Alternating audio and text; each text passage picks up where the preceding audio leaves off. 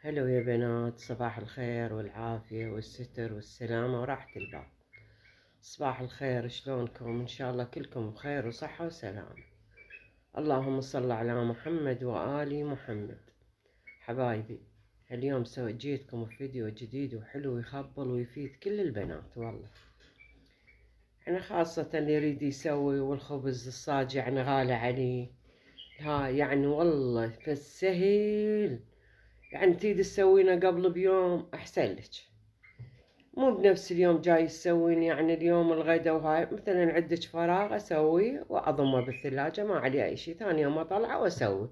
لأنه أنت من تردين تسوين الصاج احتيادي. شوف، اللهم صل على محمد وآل بيت محمد.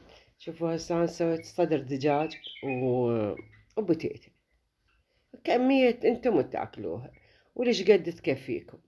وطبعا وتخلين وياها شرحة طماطة وشرحة من عندي ساعة يلا القاه بكيفك انت. مثلا شوية شو اسمه طرشي، طماطة، بصل. والله ويا البصل يخبل، هذا بصل خليناه بالسماق، وشوية كاتشب وش اسمه من هذا انتم تحبونه شنو هو اسوي. ومقاديرها كل سهلة وبسيطة.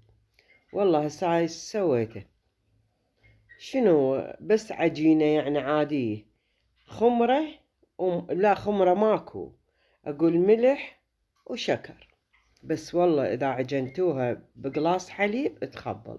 طبعا أنا هاي سويتها 7 قلاصات. 7 قلاصات، هذا القلاص مال الهنجور مال الجبن، فصارت يعني 20 قرصة. 20 يعني وحدة، وهي حسب التردين، انت كبيرة صغيرة بكيفك انت. والله هاي الشنقات هسه تشوفوهن شنقتهن، بس هي يراد لها عجن وشوية ترتاح. هسه تقولون انتم يومية جايبت لنا عجن ولازم ترتاح. اي هي لا ما واحد يعني يحتني بيها ما تصير زينة. طبعا انا هسه دبيت عليها المي وشكر وملح وبس، ما دبيت اي شي. طبعا اول ما خطتها هيك شوية حركت المواد وجانستها الشكر ويا الملح، وبعدين عجنتها. طبعا من عجنتها لميتها، لميت العجينة وعجنتها بالماء، والماء حسب يعني طبعا. وهذا الطحين أنا مو مال صفر، وانتم اللي يريد الصفر إذا شوف طحينة الزينة يعني انت مال الحصة يعني عادي عجنة من عندها ما بها أي إشكال. طبعا لم عجنتها عجنة تكون زينة من ايدك الحلوة. طبعا عجنتها ولميتها الدور، خليتها ترتاح شوية. ارتاحت لها ب10 دقايق. من ارتاحت 10 دقايق الدور سويت ريحتها ولميتها وارتاحت. هم رجعت عجنتها شوية على مود تصير العجينة كل ملمسها ناعم وطرية. طبعا رشيت شوية طحين على هذا، هو ولو ما يحتاج إذا أنت مثلا مخليه على مثلا هاي عدان شلون سفرة مثل مال ميز مال طعام، فسويتها عليها يعني ما تلزق. والله ما احتاج الطحين، هواي كل شي بسيط. وبيك ما عجنتي هاي العجنة شوفيها من ايدك الحلوة. وانت ما شاء الله انا همينة يعني مو انا مرة كبيرة يعني انت الشباب وهاي وحلوات تسوينها تخبل والله. طبعا عجنتها هاي عجنتها تقريبا ب5 دقايق، ولميته وصار ملمسها حلو كلش حلو. هم خليتها تشوفوا شلون ها تخبل العجينة صارت. والله يرادلها شوية خلق. طبعا ريحتها شوية، هم ريحتها تقريبا ربع ساعة. الدورة شنقت، ذبيت شوية طحين وشنقتها. يا بنات والله تريد تسوي شي مثلا لعيالها، يعني مثلا شي يعني بناتنا الحريصات، يعني هو هسه ب2.5 ب3 تقريبا شو اسمه الكيس ما يكفي للعائلة. يعني واحد غير يريد ياكل يذوق البرطم والبطن يلطم. بس بالبيت من تسوينها ايش قد ما سويتي، بس انت تحتاجين بدل ما تجيبين شو اسمها من برا هاي الخبز، اجيب لي بيه بطل بيبسي للجهال حتى يستمتعون بيه وياكلوا. وانت كل كان معدلات وحريصات وامهات بيوت حبيبات. والله العظيم يعني واحد هو يفكر شوية يسوي يعني. بس هو أنا أقول لك يعني شلون اللي يقول لازم أنت تكون مسويته قبل بوقت. لو عندك مجال يعني عادي تسوين، انت بدل ما تعجنين وتخبزين بالهذا تسوين هاي العجينة. من الجهال يطلعون للمدرسة أسويها وأعجنها وأخليها ترتاح، وأسويها قبل لا يجون، وأخليها الخبزة على هاي. طبعا تغطيه، ومن تغطيه شوية مي تذبين على الوصلة على مود يبقى رطب مو ينشف. مو دائما العجين خاصة يعني بالعراق يعني هوا حار وهاي يعني ينشف الخبزة.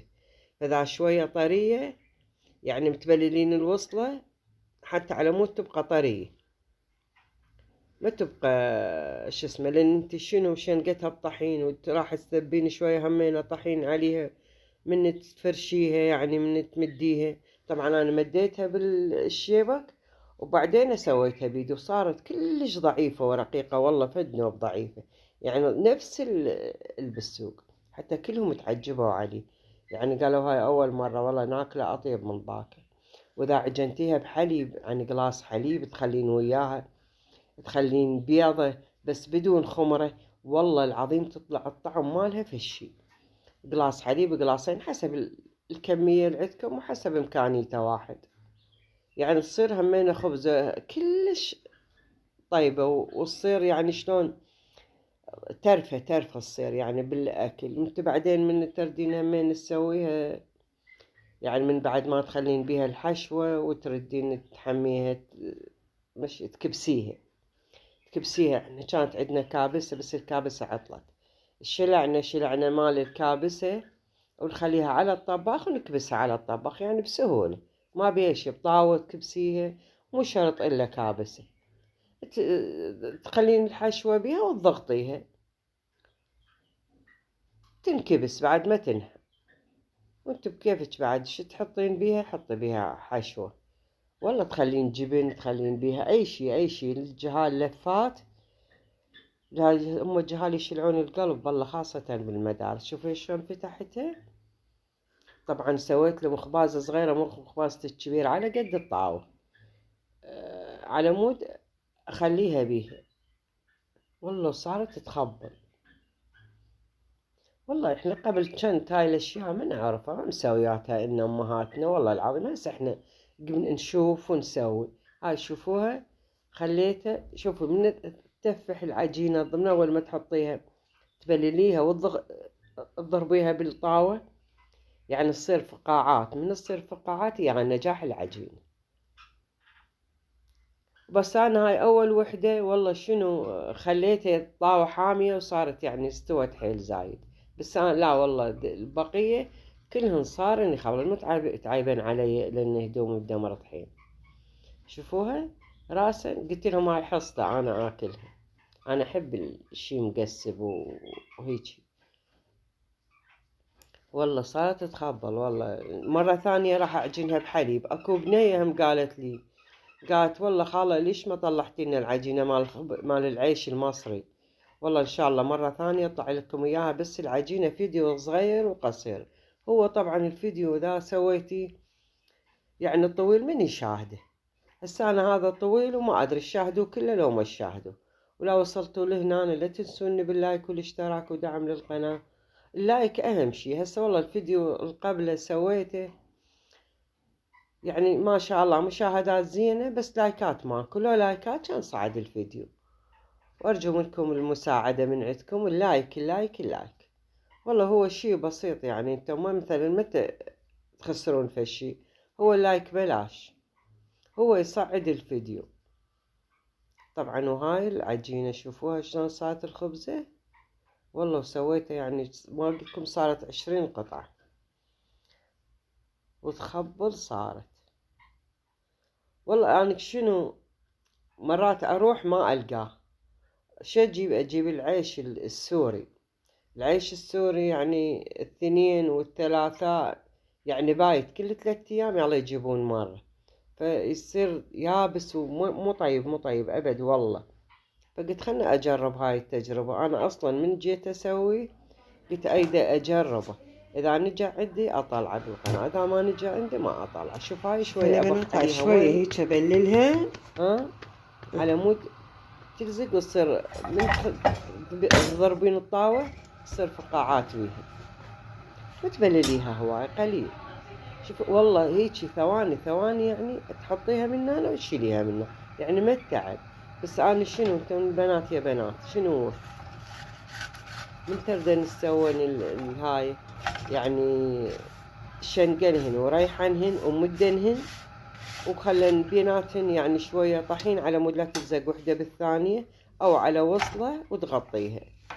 ها ودرد أوقفن على الطباخ وحطهن على الطباخ. إذا وقفتن شوف الله عليك، ها إذا وقفتن على الطباخ وكلهن بالطاولة يعني ما تطولن بيهن 10 دقايق ما تطولن. وهذا شوفوا شلونه يخبل والله. لا تنسونا باللايك، ومع ألف ألف سلامة، ويا أهلا وسهلا باللي الجدد، كل الهلا بيكم وعلى راسي. هاي شوفون الخبز والله ما شاء الله، ويعني بسيط وما يتعب، أحسن من التنور ما واقفة عليه. ولو هي يعني الجهال تاكل أي خبزة مثلا تعطيها مثلا مال تنور هيجي عادي. ها شوفوا صار صفطة وخير من الله، إن شاء الله يزيد ويبارك.